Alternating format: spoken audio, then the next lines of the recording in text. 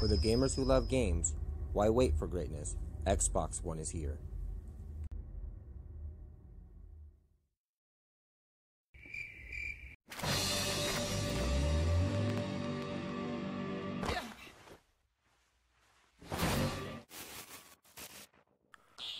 What's going on, guys? Bryce360 here for my gaming news and opinions all around you. Today I wanted to talk to you guys about my preference of the Xbox One and even my consideration for a PS4 possibly in the future. So we'll go ahead and start with the Xbox One and why I chose it this generation even over the hype of the PS4, supposedly higher specs, as well as, games that tend to come out on multi-plats that would be better. Now, I know from experience as game developers get better with programming for the systems would get really close as far as you wouldn't really be able to tell the difference playing them. I know in this generation, resolution is the main topic. For me, it's always been frame rate. Of course, gameplay. That's a real important factor in deciding for me games, like the type of games I like. Considering like with the Xbox, the main reason why I switched over, because originally I was on PlayStation, like the PlayStation 1, the PlayStation 2, but then I jumped into the OG Xbox to the Xbox 360 and now the Xbox One. Halo, of course, was a big deciding factor. I haven't really found a game that gave me that same experience as Halo 1 did for the first time.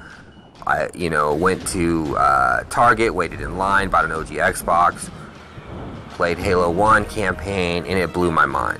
It was just the experience, the fun factor. Graphically, then, it seemed more impressive than anything out there. Graphics alone isn't a factor.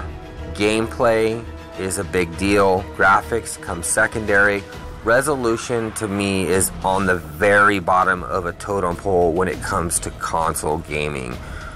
Of course, I don't want a game to run at like 480i. I would say that, 720p, 900p preferably at the lowest for console gaming without seeing blur effects. When you can tell a difference between 720 and 1080p a little bit, but as you start playing the game, does it matter? Not really. But that being said, gameplay, frames, especially on a first-person shooter, is very important. For Xbox, for me, multiplayer has seemed to always be better than the PlayStation. I never really stuck with PlayStation as far as with multiplayer. It always seemed it lagged behind. When they introduced Xbox Live, that seemed so much better than anything the PlayStation offered. In fact, the PlayStation 2 had to add an adapter. It was just not ready like Xbox. They were always playing catch up. And even though today a lot of people say that they're very similar services, maybe even like free games are a little bit better on the PlayStation, I don't really care about free games. What I care about is consistent, good multiplayer online experience, social experience, and the Xbox seems to offer it more for me. If the PlayStation offered services as good as the Xbox, and they offer the games that appeal to me more, and they redesigned the controller, then yes, I probably would own a PlayStation. I'm not a corporate slave to Microsoft. I prefer Windows, like over Mac, Apple. Does that make me a corporate slave to Windows? No, it doesn't. That's just my preference. I grew up with it. The change happened, where I grew up with the PlayStation and I switched to Xbox, and it was about graphics back then. We talked about, wow, they're on the Xbox version of Tony Hawk. It looks so much better than the PlayStation version. We were talking about Blades of Count, all that stuff, which is fine, but when it comes down to if they look so close where it takes Digital Foundry to point these things out to you and you're sitting down and playing a game and you really can't tell the difference, why make a fuss about this console has dynamic resolution over this one has native 1080p? Those things aren't important to me. Resolution is the last thing for console gaming. For PC gaming, I play games at 1440p. I've played games at 4K. My preference is still the Xbox. Resolution did not change my mind, and it's because of social interaction with my friends, the online experience with Xbox. It continues to evolve. It's just a better platform. Now with Windows 10 coming out, with the integration of everything going through, trying to make them both seamless together using Xbox app, maybe I'll consider to play the PC a little bit more if, you know, they add in party chat and all that with my fellow friends. You know, maybe I will go, you know, with a PC. You know, the Xbox could be a little bit more powerful, but then it would be more expensive and less people would buy it. I have no problem, you know, paying extra money for a superior, higher version console. But resolution between these wars with PlayStation and Xbox is just redundant. I mean, they talk about like 1080p native like it's a big thing. And I'm not a PC elitist, obviously I prefer Xbox, but I could game 4K right now. That doesn't make a difference. As a matter of fact, I've played 4K and I've played 1440p, which is, you know, the 25 something by 1440p. Graphically, there's not a huge leap. Like, you can't really, you could probably tell just a little bit of a difference when you're gaming on certain games, but really I'm perfectly fine on a PC playing at 1440p on my 50-inch screen TV, and you can't tell that much of a difference between those two resolutions. With 1080p and then jumping to the 1440p, I can tell a difference. Yes, I can. But like jumping from 900p to 1080p, barely any difference. I see all these different resolution jumps and I can barely tell any difference. And at this point, I've played games that are way more fun that were 720p than games that could be 4K today. I mean, it doesn't change the experience of the fun factor. Sunset Overdrive is probably one of the most intensive, highest particle count games that I've seen with the strongest frame rate in gaming right now. It had so many particle effects on the screen, so many things going on, holding a rock solid frames per second.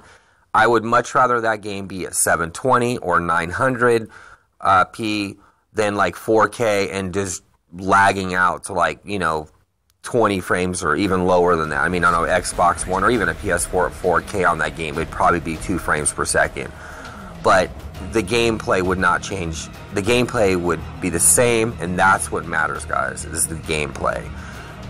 The second thing is the future for Xbox. It looks much more exciting than the PlayStation. If you look at even E3, the things that are coming up, even the past E3s for the last couple years, Xbox has had a stronger game lineup on these E3s. PlayStation has, you know, fluffed things and delayed things, and it doesn't look good. I don't know the direction that they're going in. That's really bad. And also, too, a lot of exclusives that used to be on PlayStation are no longer. So games like Final Fantasy that would make me go buy a PlayStation, or even like Metal Gear Solid or Grand Theft Auto, all those different games are multi-plat now. So when you talk about games like Persona and all that, I don't care about those games. I want, for me, and I'm not trying to sound, I prefer westernized games. That's just my preference.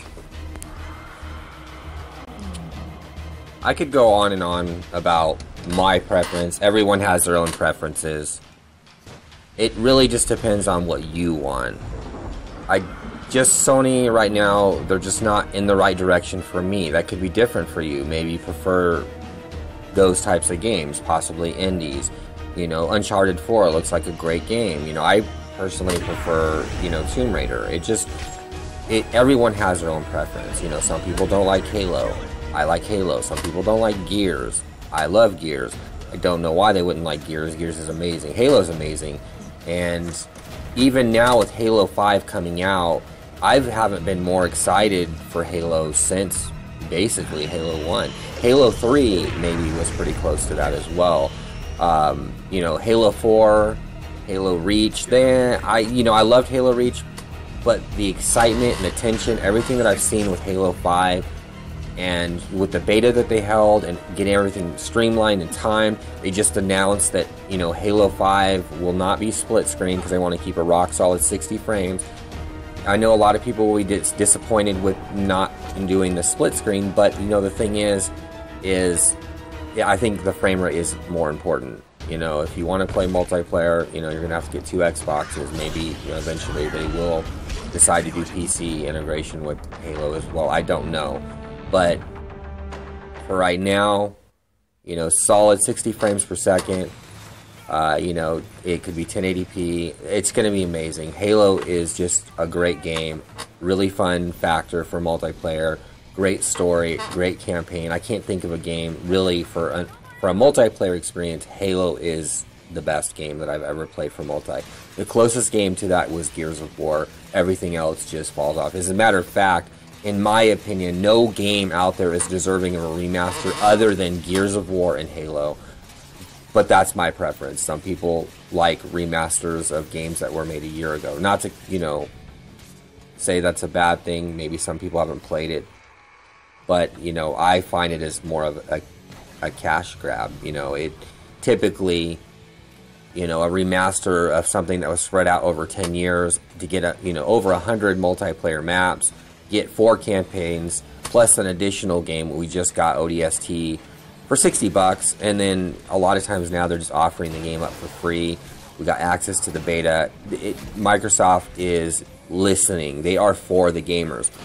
Sony right now, they came out the gate at launch saying they were for the gamers. Right now, I'm really not so sure. I mean, when you are delaying your updates, when you say that you're going to have something at launch, from it being Drive Club to it being something as simple as suspend and resume, it's unacceptable. DLNA support, those things may have not been out of the gate, but I mean, we're 2 years into the cycle, and how long did it take for them to work on any of this? You know, when they tell you that Drive Club was going to be a free-to-play game, and we're still hearing that it's going to be a free-to-play game, like many years after, delays. I don't understand. Like, if Microsoft did this, it would be everywhere. Media sites. We're the underdogs. I don't mind being an underdog, because if we're the underdog, that means Microsoft has to try harder, and that means that we're going to get the better things, the better exclusives, the better features, Windows 10, DirectX 12. All these things are so exciting. E3, I will say that this E3 I am more excited about, and more pressure is on Microsoft because my expectations are very high for them, but I'm looking for the surprises. Alright guys, well, what are your thoughts? I don't care, Sony, Sony guys, Sony fanboys, what are your thoughts? Why do you like your PlayStations? What are you looking forward to? Xbox guys, what are you looking forward to? Even for E3, what is your preferences? Leave a comment in the comment section. If you have any questions or anything that you want me to put up on my channel, let me know. Alright guys, please like, subscribe, share. Anything you guys can do to help and support my channel is much appreciated. Thanks for watching.